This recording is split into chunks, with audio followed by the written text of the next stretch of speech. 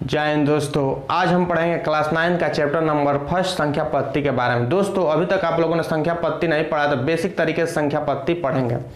दोस्तों देखिए क्या दिया गया है, संख्या पत्ती यानी नंबर सिस्टम। ठीक है, सिस्टम माने तंत्र या पत्ती मतलब ये समूह है किसी का। ठीक है, तो यहाँ पत्ती का मतलब होता है यानी संख्याओं को लिखने का तरीका को, संख्याओं के लिखने का तरीका क्या कहते हैं, संख्या पत्ती।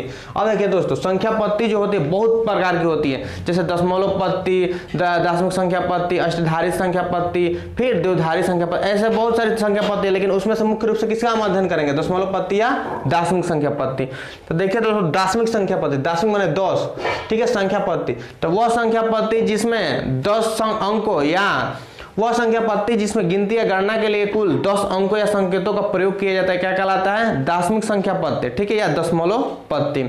इसमें देखिए कितना अंक का प्रयोग किया जा रहा है, या संकेत का 10 अंक या 10 संकेत का। तो अब दोस्तों अंक क्या होते हैं,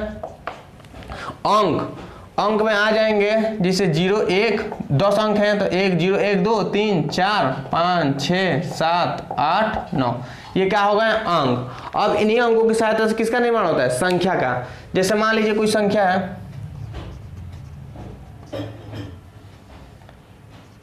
200, मान लीजिए 15 है।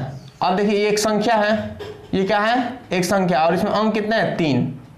कितने हैं, 3। वैसे मान लीजिए ये 1000 है, 1000 क्या है, एक संख्या है, और इसमें अंक कितने हैं, एक ये 4 अंक है। कितने अंक हैं, 4। एक संख्या और इसमें अंक कितने, अंकों की संख्या कितनी है, 4। ठीक है, यानी हम यह कह सकते हैं कि अंकों के निर्माण से ही, अंकों की सहायता से किसका निर्माण होता है, संख्या का।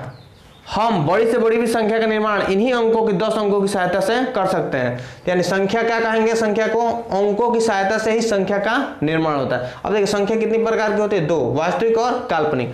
तो वास्तविक पढ़ने से पहले काल्पनिक समझ लेते हैं। ठीक है, वैसी संख्या, ठीक है, वैसी संख्या जिनका वर्ग क्या हो, एक ऋणात्मक संख्या। वैसी संख्या जिनका वर्ग क्या हो, एक ऋणात्मक, यानी वर्ग ऋणात्मक होगा तो पहले से करनी में ऋणात्मक होगी तभी ना उसका वर्ग करेंगे तो ऋणात्मक होगा। जैसे -1 -5 -7। ठीक है, ऐसे बहुत सारी हैं। और देखिए इनको छोड़कर जितनी सारी संख्याएं वो क्या होती हैं, वास्तविक संख्या। इनको छोड़कर जितनी सारी संख्याएं वो क्या होती हैं, वास्तविक संख्या। अब वास्तविक संख्या किससे मिलती है, परिमेय और अपरिमेय संख्याओं के मिलने से वास्तविक संख्या का निर्माण होता है। और परिमेय संख्या पूर्णांक और भिन्न होते हैं परिमेय संख्या में। और पूर्णांक में क्या होते हैं, ऋणात्मक पूर्णांक, शून्य और धनात्मक पूर्णांक। और शून्य और धनात्मक पूर्णांक को जो मिला देंगे तो क्या बन जाएगी, पूर्ण संख्या। और एक धनात्मक पूर्णांक सिर्फ होगा तो प्राकृत संख्या। अब प्राकृत संख्या में ये सब बातें, विषम सम संख्या, आभास संख्या, भाज्य संख्या, सहभाज्य संख्या और युग्म जुड़वा आभास संख्या। ठीक है, अब विषम संख्या के बारे में समझते हैं। तो वैसी संख्याएं जो क्या हो, सिर्फ वैसी संख्याएं जो क्या हो, 2 से पूर्णतः विभाजित ना हो। वैसी संख्याएं जो 2 से पूर्णतः विभाजित ना हो। तो देखिए कौन कौन 2 से विभाजित नहीं है, तो 1 है, 3 है, 5 है, 7 है, डॉट डॉट ऐसा करके। अब सम संख्या, तो वैसी संख्याएं जो क्या हो, 2 से पूर्णतः विभाजित हो। जैसे 2 4 6 8 ऐसे डॉट डॉट करके।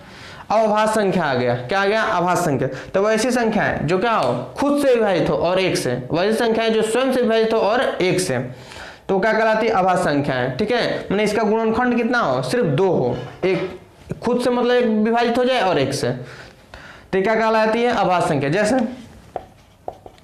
एक इसमें आभास संख्या नहीं है। ठीक है, 2 3 5 11 कर लीजिए। ठीक है, देखिए 2 क्या है, खुद से विभाजित है और 2 से।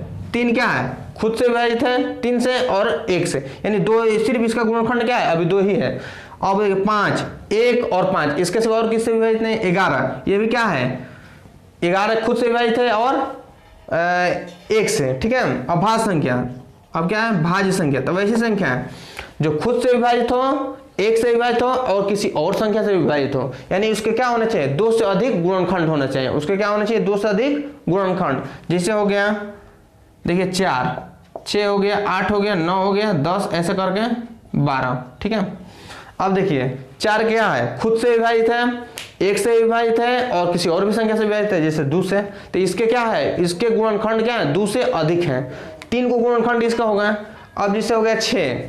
अब देखिए क्या है, खुद से विभाजित है 6 से, 1 से विभाजित है, 2 से विभाजित है, 3 से विभाजित, यानी इसके गुणनखंड कितने हो गए, 4। यानी 2 से अधिक गुणनखंड हो जाएंगे तो क्या कहलाएगी, भाज्य संख्या। अगला आता है सहभाज्य संख्या। वैसी संख्या जिनका जिनका HCF यानी मौसक क्या हो, सिर्फ एक हो। यानी ऐसी संख्याएं जिनका उभयनिष्ठ गुणनखंड सिर्फ एक हो, माने दोनों में कॉमन क्या हो, दोनों संख्याओं में सिर्फ एक के सिवा और कोई कॉमन ना हो, तो क्या कहलाती है, सअभाज्य संख्या। जैसे